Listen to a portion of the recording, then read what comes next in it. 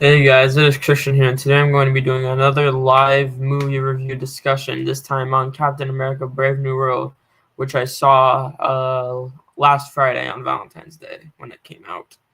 So yeah, before I into this review, please like, subscribe, tell me what did you think of this video, and also tell me what did you think of this movie. If you haven't seen it, don't click on it because I might bring up some spoilers, but yeah, this movie, directed by Julius Ona. I'm not really too familiar with this director. I know he made an indie film called Loose with Kelvin Harrison Jr. and Octavia Spencer, and he also made The Cloverfield Paradox, which was panned, but those are the only two other movies I know from him. This movie stars Anthony Mackie, Harrison Ford, Tim Blake Nelson, Danny Ramirez. I hate his character, and of course, wonderful Gustavo Fring, Giancarlo Esposito. Um, they waste him in this movie, but still. So yeah, this movie follows. I have it up on Letterboxd. After a meeting with newly elected U.S. President Thaddeus Ross, Sam finds himself in the middle of an international incident. He must discover the reason behind a nefarious global plot before the true mastermind has the entire world seeing red.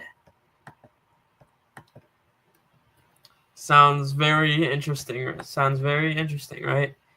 The plot can be anything interesting whatsoever. We'll just get right into it. This movie's pretty mid. It's mediocre. It's not a bad movie. It's not terrible. It's not Love and Thunder level, but it's not great. We'll talk about what I liked first. Anthony Mackie and Harrison Ford gave very good performances. They were very good in the movie. Some of the action was okay. I mean, the scene with the Celestials kind of cool. The Red Hulk fight was kind of that fight was kind of boring actually. And Red Hulk looked weird. But the Celestial scene was fine, even though there was some noticeable green screen in it. The cameo from Bucky was great. I actually think that's the best scene in the movie. Uh, yeah, is that pretty much all I'd say that's positive? I kind of like that it was trying to go for like a more serious tone. It's not as like overtly goofy as Thor: Love and Thunder or Quantumania. There's still the dumb Marvel comedy in it, but it's more toned down here compared to other Marvel movies. However, we have to talk about the bad, or the mediocre. I feel like the action sequences were kind of lackluster aside from that Celestial one. The Red Hulk scene was kind of boring. Red Hulk looked weird. I mean, it wasn't anything awful, but like it wasn't really great. The whole like opening, like with Ross's assassination attempt, the editing was so choppy that I couldn't even tell what was going on. Also, this movie, like the trailers spoiled too much. That's all I got to say. Um, Red Hulk was fine. One, he's barely in it, and also the CGI on him looked wonky. So I preferred Thaddeus Ross than Red Hulk. But yeah, this is a movie like it's gonna like you have to like piece together everything. You can piece together everything within the first 20 minutes. It's that predictable. If you saw the trailers too, there's one particular character in this movie, the leader, Samuel Stearns, Tim Blake Nelson returning after being in the Incredible Hulk. He should not have been in the trailers. Me knowing that he was going to be in the movie killed a lot of the tension for me because I was like, oh, I know he's the mastermind, and I know all that stuff. And it's a movie like if you saw it without knowing that he was going to be in it, it would have packed that much more of a punch than how it actually was. And Red Hulk, I don't really think Red Hulk should have been in the marketing either, but he's like such a big he would obviously be such a big marketing tool, of course, to sell the toys. I thought the leader was kind of lackluster. The makeup looked crazy. The makeup looked kind of like iffy. He looked like sick, like ill. And he reminded me a lot of Zemo. He was like character who despises other character, who wants to destroy them. And it was like a worse version of Zemo. There was some like some of his acting was pretty laughable too. Like there's like one scene where he has like a mental breakdown. It's like the most hilarious thing ever, unintentionally. Um, Also, I feel like the story takes a lot from like Winter Soldier and Captain America: Civil War. It kind of doesn't really feel like it has an identity of its own. Um, so yeah. Also, there weren't a lot of surprises. The Marvel comedy, is bad here. It's not good. We also have to talk about one particular. Well, they bring in Shira Haas from the show Unorthodox. I know she's from that show. They bring her on as like this Israeli Black Widow character, and she's very forgettable. But then we have to talk about.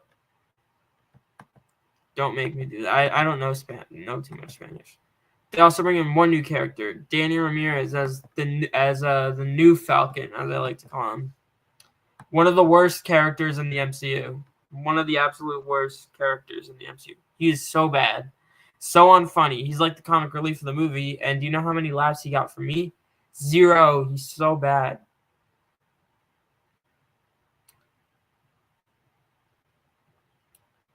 Yo.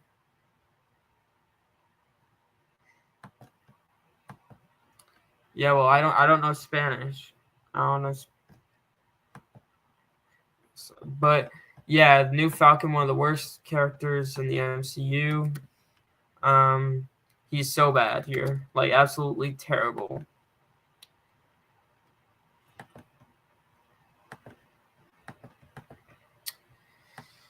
I hope they don't bring him back, but they're going to because, of course, they are. We know that. The post-credit scene was also pretty mid. It wasn't really. I mean, it should have happened a long time ago.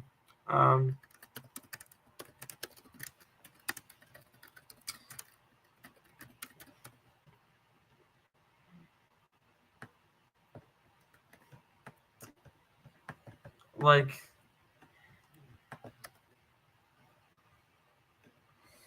The post credit scene was pretty mid. The cinematography is pretty bland. There weren't really any standout shots here, really. Also, I forgot to mention Giancarlo Esposito, wasted. He's in the movie for maybe 5 minutes.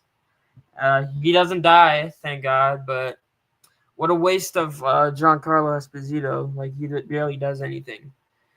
They should have gotten him, because he's like such an incredible actor, they should have gotten a better role in the MCU. Like Magneto or something. But they gave him Sidewinder. Like who like Sidewinder? Really? Also, I know they like said that they didn't do reshoots, but they like had some actors cut from the movie, like Seth Rollins and Rosa Salazar. It's like, are you sure that you didn't do reshoots?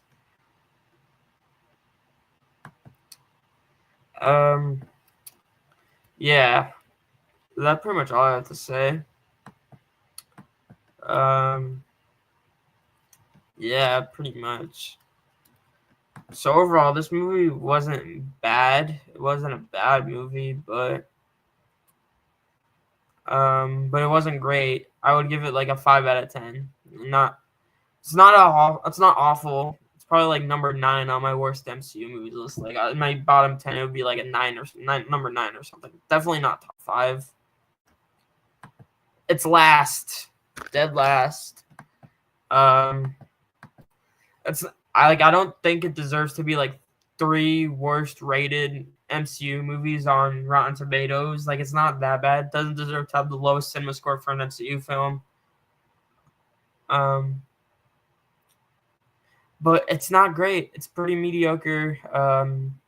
Not a very good movie. Doesn't suck. It's not like Thor: Love and Thunder or the Marvels or Ant-Man Quantumania. But yeah, it's not great. That's pretty much all I have to say. Thank you so much for watching. Please like and subscribe. I'll see you guys next time. Bye.